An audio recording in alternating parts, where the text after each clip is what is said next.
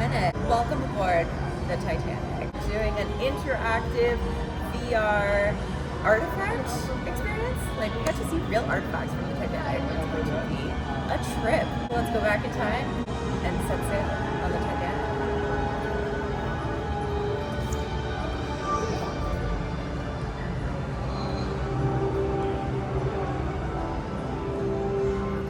You're Miss Gulten Earnshaw. Olive Potter. I'm in third class, but I'm in cabin 33. Oh, yeah, we got these tickets, boarding passes. Apparently, I'm Miss Geneva in first class. Yeah, you're in first class. I'm Elizabeth Gladys Dean Melvina. Oh, sweet. I'm 9 weeks old.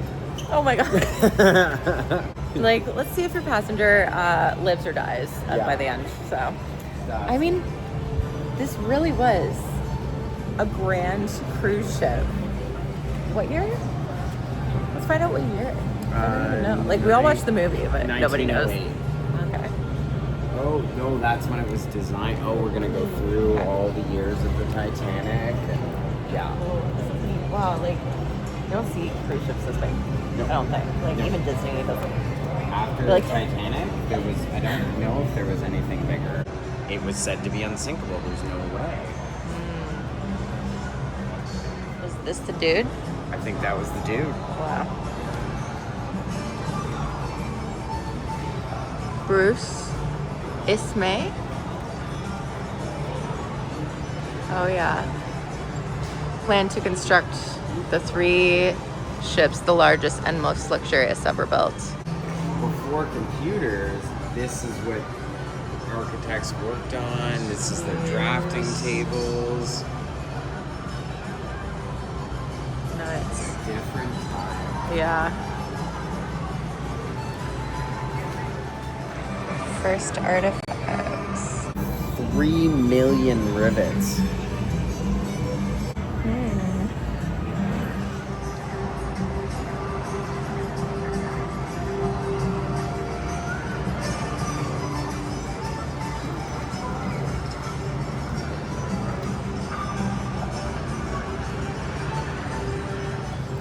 Someone had a dream in the 20s, like, wild.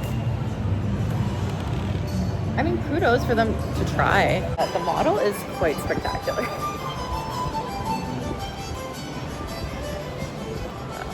Oh yeah, captain. Okay, this is pretty cool. Definitely a neat thing to do in the summer. It's 33 degrees today in Toronto. Shall we?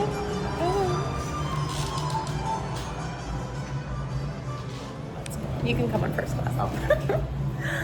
Thanks, bros. Oh, wait. Is this fake? Yeah, wait, it's a fake door. Damn it! Okay. I'm guessing these are fake doors too. Yeah. No. Every door should have something. But this is what the inside of the ship would have looked like.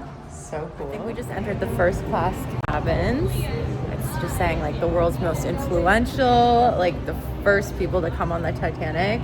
I wonder how much tickets were back then. After you watch the movie, you kind of wonder who was on the Titanic, especially in first class.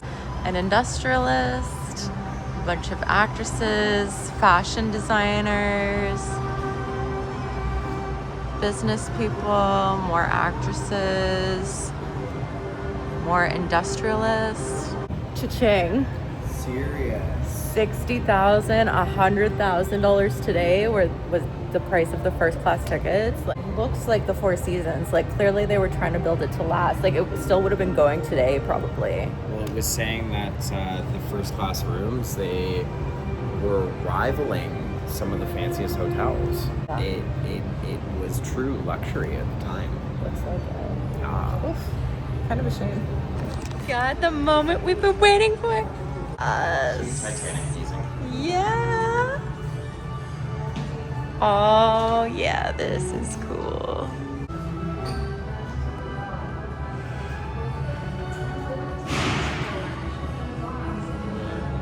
It feels like we're right in the movie. It does. Right. The grand staircase.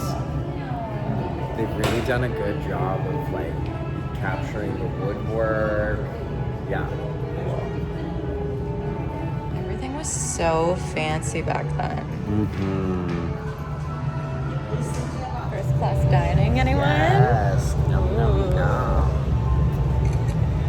The enigma of the Titanic. Yeah.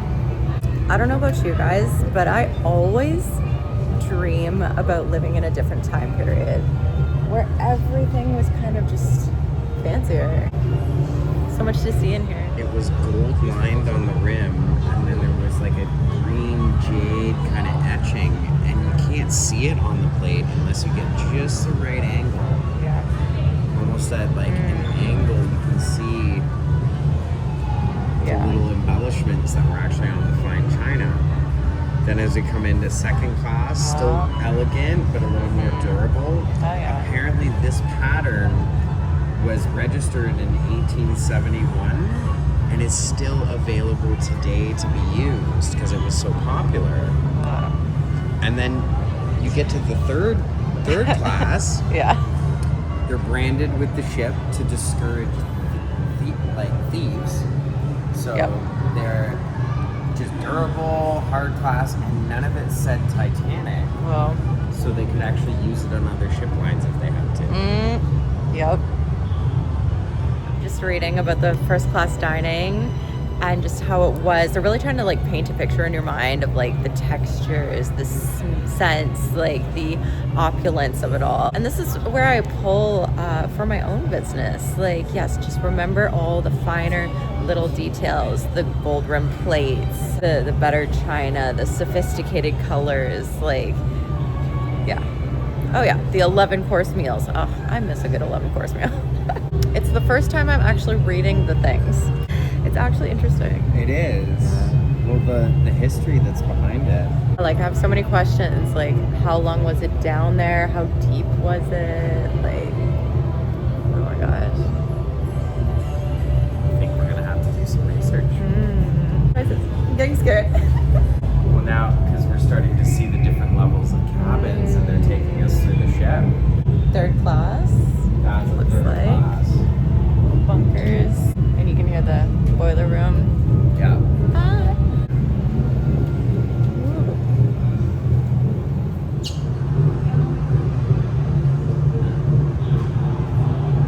Steam powered, so they would dump the coals in here to burn the fires, to boil the water, to then build up the steam, to then use that steam to turn. Yeah. Nice. Know all this. I loved the Titanic. I was always into it. I followed the movie, and so that's the thing that they said was unsinkable, was because the Titanic was built to take a hit and actually take on some water and keep going.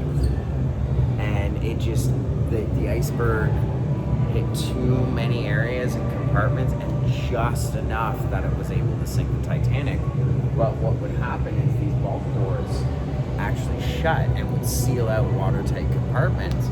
And normally they're hand done, but with the Titanic, the captain actually had the ability to hit a button and all of it would shut and seal down. Wild. We're in the ice zone. And so the story continues of the ice warnings coming through. Oh my gosh, I'm getting chills just reading this. Ah, iceberg! Oh my word. Sound the alarm! And the reason they hit was whether they were so confident in the ship, but then because there was all the hustle and bustle of the Titanic, the captain kept them running at such extreme speeds because they wanted to meet the expected arrival of the ship and set a new name. Wow. And it was that constant journey that led to the Titanic. Oh my goodness. Let's keep going. First thing you see when you get into this room is an iceberg. And it's got a cool, dark vibe. Oh my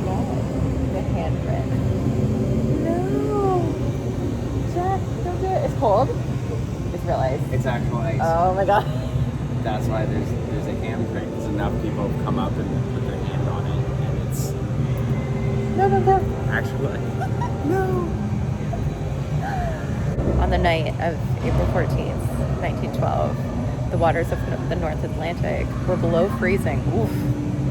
Registering to 28 degrees Fahrenheit because salt water freezes at a lower temperature than freshwater. The saltwater ocean was colder that night than the freshwater iceberg before you.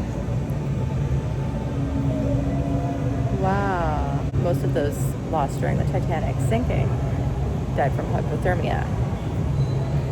Well, there you go. Oh my god, that's so crazy. It makes the movie that much more interesting. This really happened. Roughly 40 seconds since it was first spotted, the iceberg scrapes along the Titanic's starboard side. Following the collision, the captain inspects the damage and makes his fatal report.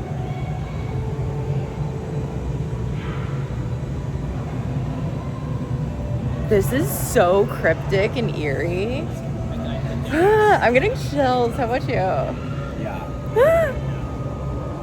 Wow. And it's also, they're noting the other ships that were in the area and how far and the distress call times, and the Carpathia didn't make it till 4 a.m. Other ships were closer by but got obstructed by ice flows, and the Titanic, it says it struck at 11:40 p.m.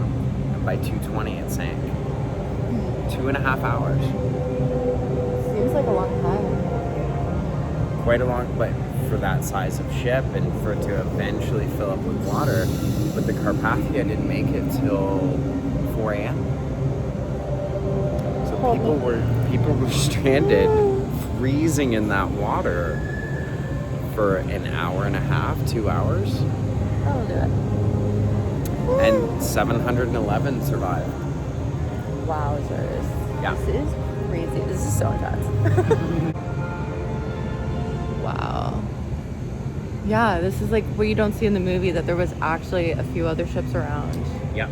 And distress calls went out and the ships started heading towards. And so, like, you've got the Burma there, a Russian-American line. At 12:30, last notes where it was heading for the area, but it was 70 nautical miles, like 130 kilometers away. Wow. To move those times for those ships to move through that kind of water. Nuts. Wow. But like in the end, they were just trying to like do something for the passengers and like make a statement and get their money's worth, and That's it. It was just, it was so grand. It was, and that's, like, I feel there's that subtle message within the story of the Titanic of like, go for it. But the more you go for it, the more you've got to like be realistic and humble. And it was pride. It was In the overall, end. it was pride that sunk the Titanic. Oof. I even watched this movie of it sinking. It's so crazy. Oh my god, it gives me the heebie-jeebies. You watch it. No. Did everyone in first class survive?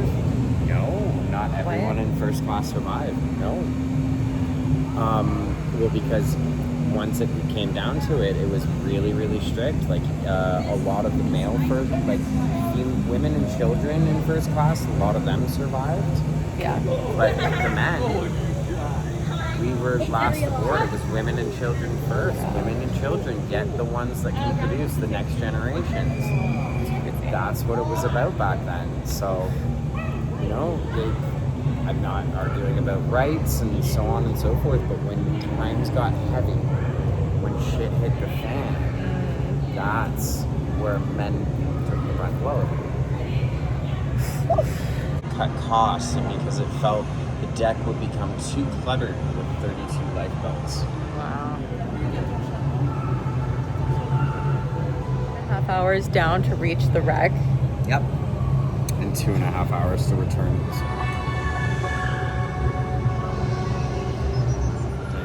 Whoa. It's literally you can touch the Titanic.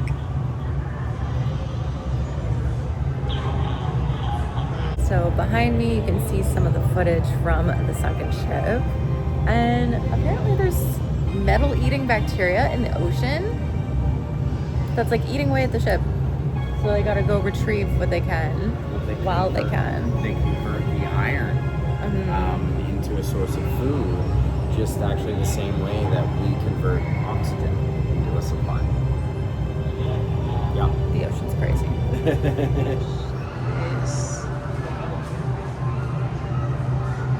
We gotta scan our boarding pass and see if we lived or died. You survived. Ooh, look at you. Yeah, no. Yeah, well, I was a 9-week-old baby on the Titanic, so didn't think I was making it through. We have all the names of saved and lost. Let's see. An extensive list. 199 saved, 125 lost. Wow. Second class was 116 saved, 168 lost. Third class, 181 saved, 529 lost. And the crew, 209 saved, with 701 lost. Guess that's it. That's it. But I love that note from an Irish philosopher saying we are all passengers. But wait. First, iconic. Yay! Okay, wait. This is why we have a tripod. Where shall we be off Bye. to, Rose?